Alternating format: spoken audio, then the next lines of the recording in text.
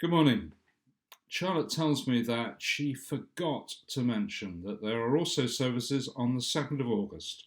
So I'll just remind you of those, which is that we have Holy Communion services in three of our churches on the 2nd of August.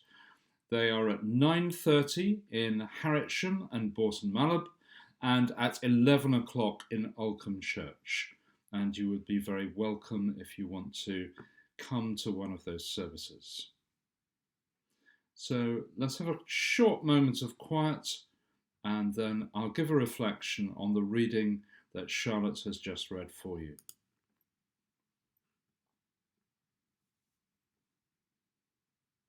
Loving Father, by the power of your Spirit, may my words draw from your written word to be to us your living word, Jesus Christ, your Son. Amen. Can somebody tell me the time? Well, in looking at my watch, I'm sort of slightly showing my age. If I was about 35 or less, I guess I'd be looking at this instead. But time in the New Testament is actually described by two different words, chronos and kairos. Chronos is the tick-tock time, the time that our watches tell, the time that we can find by looking at a smartphone. But kairos, by contrast, is a kind of a special time. It's a time when deeply significant things happen. So Jesus coming to the earth over 2,000 years ago was clearly a massive kairos moment. If we listen to his words, he speaks about the kingdom of God, or in Matthew's Gospel, which we heard just now, it's called the kingdom of heaven. And that isn't just some distant event beyond death, but it's something that Jesus talks about as happening now. He keeps saying to us, the kingdom of God is near. In today's reading, Jesus uses 6 parables to describe this kingdom. All, except one, are based on normal life, and particularly in the life of created nature, in seeds and fungi and fields and pearls and fish. People sometimes say that Jesus looked around him at normal things to communicate the kingdom of heaven to people. But I think that's actually wrong. I think it's the other way round. I think Jesus saw God in the things around him, in nature especially. I've just been learning recently that Franciscans see the created world as the book of God's revelation to humanity, and the Bible is the second, they say. And I think Jesus was like that. He saw God's revelation in the created world, and that's why he used words and principles in that created world in his parables. So my first question to us today is, do we see God around us? Perhaps now is a good time to stop and look and wonder. And I'm looking over the top of my computer screen to the nature in my garden as I do this now. So do that now, but let's do it every day. And what do these parables that we read today tell us? Well, first of all, they tell us that the kingdom of heaven is explosive, like life itself. And if you don't think life's explosive, you can come and help dig weeds out of our garden at home. The kingdom of heaven is like a tiny seed making a great big plant, or yeast rising a vast lump of dough. Second, they say, the kingdom of heaven is of vast value. So entering it becomes our greatest goal, worth all the money we have. It's like treasure hidden in a field, or like a wonderful pearl, or like a house that has new treasures hidden in an old storeroom.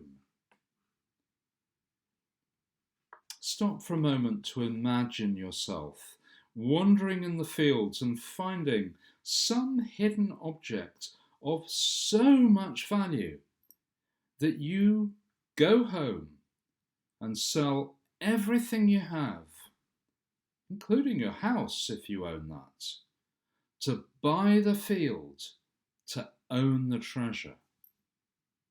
What would all that feel like, eh? And then thirdly, and more disturbingly, the kingdom of heaven is about judgment, like fish being sorted in a boat. A lot of people are saying that the coronavirus has brought us into a new kairos moment, a new time when God is doing something really significant. That doesn't mean that God is bringing judgment down on us all by sending a nasty virus, but rather that through this moment in time, God is speaking to us afresh and reminding us of what we're about as humanity. God is reminding us that life isn't just about rushing about, but also about noticing God in our world. God is reminding us that just as a microscopic particle can stop the planes and the traffic, so the invisible force of the love of God expressed in the good news in the gospel can bring explosive change into our worlds. God is reminding us that actually we are not as secure as we thought we were, and that we need to remember that the things of true value are not actually insurance policies, but knowing our Creator and Redeemer. Well, that's all very well, but coronavirus hasn't been welcome in many ways. The pandemic has been painful to many, bringing isolation to some, overwork to others, and fear to many, and to some, even death. So I want to end with a poem that I've stumbled across this week. It's in this book here, and it's by somebody called the Reverend Dave Bookless, which is a rather ironic name given that he's written some books.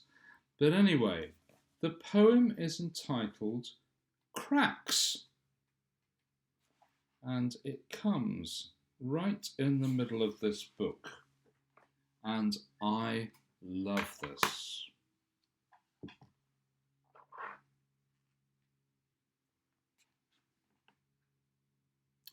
There are cracks in my world. I noticed them one day, and now they are everywhere.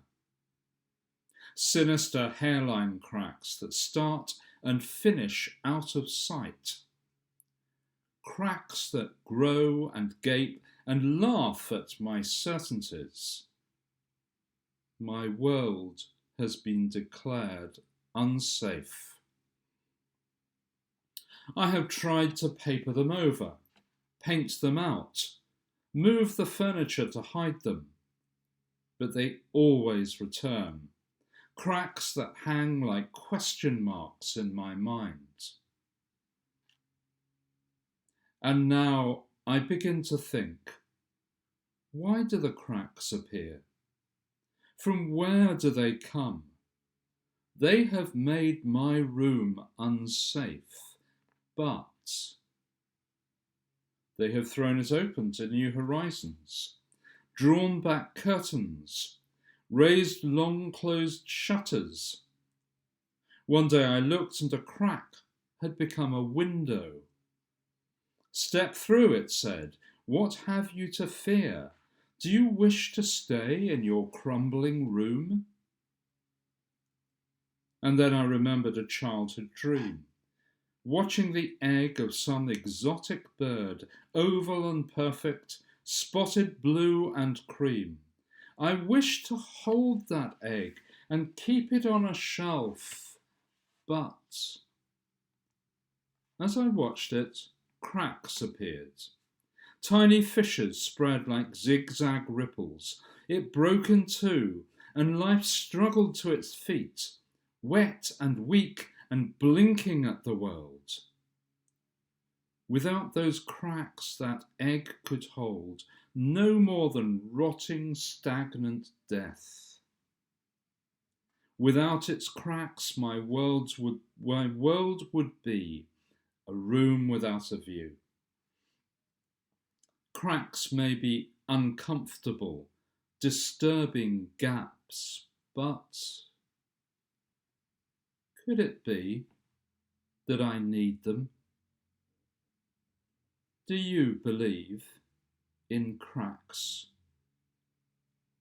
Because I keep looking for God in the room and find He's hiding in the cracks.